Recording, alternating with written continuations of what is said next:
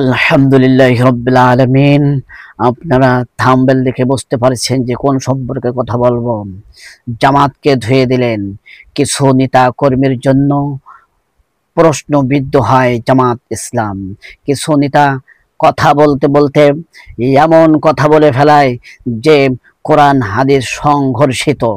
এই জন্য এই সমস্ত নেতাদেরকে আমি বলতে চাই, আপনারা সংযত হয়ে কোরআন হাদিস দিয়ে কথা বলবেন। এবং জামাত ইসলামের কিছু নেতা আছেন যে আপনারা জোরে কথা বলেন।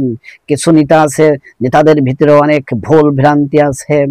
এখন আপনি ইসলামী দল করতেছেন, জামাত ইসলামদেরকে, যে সমস্ত ভাইরা জামাত ইসলাম করছেন তাদেরকে আমি বলতে চাই, কিছু মানুষ আছে আপনারা ইসলাম মানতে চান না। যে কিছু মানুষ আছে আপনি নামাজ পড়েন না, আরেকজনের নামাজ পড়ার দাওয়াত দেন। কিন্তু আপনাকে আমি বলতে চাই, আপনি নামাজ পড়বেন, আরেকজনের নামাজ পড়ার দাওয়াত দেবেন। আপনি ইসলাম মানতেছেন, কিন্তু আপনি ইসলামের হুকুমগুলো ইসলাম কায়েম করার চেষ্টা করতেছেন, কিন্তু আপনি ইসলামের হুকুমগুলো মানেন না। নামাজ রোজা এদিক থেকে আপনি খুব পিছায় আছেন, কিন্তু এগুলো করলে হবে না।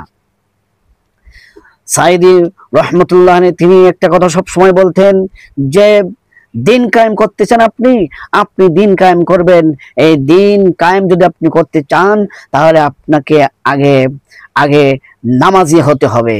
নামাজ যারা 5 ওয়াক্ত নামাজ যে ব্যক্তি পড়ে না, যে ব্যক্তি নামাজ পড়ে না, সে ব্যক্তির কাছে আল্লাহর দিন কোনো দাম নাই। আপনার কাছে আল্লাহ রব্বুল আলামিন কি দিন এমনি এমনিই দেবে? না, এমনি এমনি আল্লাহ রব্বুল আলামিন এই ইসলামী রাষ্ট্র এমনি এমনি আল্লাহ রব্বুল আলামিন দেবেন না। যখন আপনি নামাজি হবেন, ইসলামের পক্ষে আসবেন, ইসলামের পক্ষে কথা বলবেন, তখন আল্লাহ পাক রব্বুল আলামিন আপনার হাতে ইসলামী শাসন, আপনার হাতে আল্লাহ রাব্বুল আলামিন উঠাই দেবেন। এই জন্য জামাত ইসলামের যে কর্মী ভাইরা আছেন, আপনাদেরকে আমি বলতে চাই, আপনাদের ভিতরে অনেক ভুল ভ্রান্তি আছে। আপনি বলতেছেন যে আমি ইসলাম মানে ইসলামী দল করি, কিন্তু আপনি আপনার ভিতরে যে ভুলগুলো আছে, যে আপনি একজন মানুষকে বড় কথা বলেন, কিন্তু হাদিস শরীফে তো নাই যে একজন মানুষকে কষ্ট দিয়ে বড় কথা বলাম। আপনি একজনের জমি দখল করতেছেন, হাদিসে তো নাই যে একজনের জমি দখল করাম। আপনি জোর করে আপনার পারিবারিক সমস্যার কারণে একজনের সাথে আপনার দ্বন্দ্ব, আপনি জামাত ইসলাম করেন, আপনি তাকে যেমন ভাবে হোক তাকে মারার জন্য পরিকল্পনা করতেছেন, কিংবা তাকে অনেক কষ্ট দেওয়ার জন্য পরিকল্পনা করতেছেন। কিন্তু হাদিসে যেটা আছে সেইটাই আপনাকে করতে হবে। কাউকে কষ্ট দেওয়া যাবে না। কথার মাধ্যমে হোক, চলার মাধ্যমে হোক, লেনদেনের মাধ্যমে হোক, যেমন ভাবে হোক না কেন, আপনি একটা ইসলামী মানুষ। রাসূল সাল্লাল্লাহু আলাইহি সাল্লাম কাউকে কোনোদিন কষ্ট দেয় নাই। আপনি এমন একটা ইসলাম মানতেছেন যে বিশ্বনবী জনাবে মুহাম্মদ রাসূলুল্লাহ সাল্লাল্লাহু আলাইহি সাল্লামকে ইসলামের দাওয়াত দেওয়ার জন্য, ইসলামের পক্ষে থাকার জন্য কাফের বেঈমান মুশরিক তারা রাসূল সাল্লাল্লাহু আলাইহি সাল্লামের উপর তাকে মেরেছেন, বেত্রাঘাত করেছেন, চড় মেরেছেন, তেনাকে পাথর দিয়ে আঘাত করেছেন, মেরেছেন। তারপরে রাসূলুল্লাহ সাল্লাল্লাহু আলাইহি সাল্লাম তাদের উপর 44 ধারা জারি করে নাই। তাদেরকে রাসূলুল্লাহ সাল্লাল্লাহু আলাইহি সাল্লাম বদদুয়া করে নাই।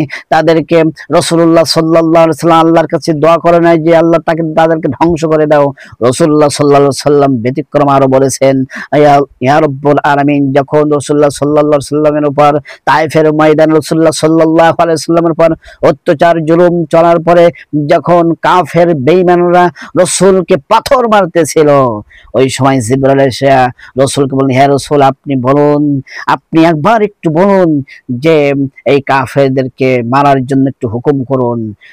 রাসূলুল্লাহ সাল্লাল্লাহু আলাইহি সাল্লাম বেহুশ হয়ে পড়লেন। তারপরে রাসূলুল্লাহ সাল্লাল্লাহু আলাইহি সাল্লাম হুশ হওয়ার পরে, জিবরাইলের কথা বলার পরে রাসূলুল্লাহ সাল্লাল্লাহু আলাইহি সাল্লাম বললেন, হে হে ফেরেশতা জিবরাইল, আজকের আমার কথা আমি যদি বলি কাফেরদেরকে শেষ করে দাও, পাথর দিয়ে তাদেরকে আপনি মেরে দিবেন, আমি রাসূল সাল্লাল্লাহু আলাইহি সাল্লাম যখন সবাইকে মেরে দেওয়ার পরে আমি রাসূল কাদের কাছে দাওয়াত পৌঁছাবো? কাদেরকে আমি দাওয়াত দিয়ে ইসলামের পক্ষে নিয়ে আসব, কাদেরকে আমি দাওয়াত দেব? রাসূলুল্লাহ সাল্লাল্লাহু আলাইহি ওয়াসাল্লাম এই কথা বললেন।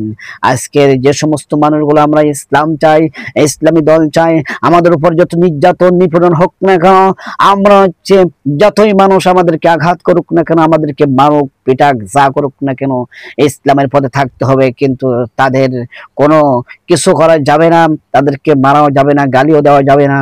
যদি আমাদের আখলাক চরিত্র আমাদের ভালো হয়, মুখে যতই আমাদেরকে কষ্ট দেখ না কেন, আমরা যদি তাদেরকে গালি না দেই, তাদেরকে বুকে টেনে নেই, তাহলে একদিন না একদিন ইসলাম এই বাংলার জমিনে, জামাত ইসলাম এই বাংলার জমিনে শাসন ক্ষমতায় যাবেই যাবেই। আমাদের চরিত্র যদি ভালো হয় তাহলে মানুষ আস্তে আস্তে মন থেকে ভালোবেসে জামাত ইসলামের পক্ষে চলে আসবে। এই জন্য জামাত ইসলামের কর্মী ভাইদেরকে, রোকন ভাইদেরকে, কর্মী ভাইদেরকে আমি বলতে চাই, আপনারা সবাই ভালো হয়ে যান।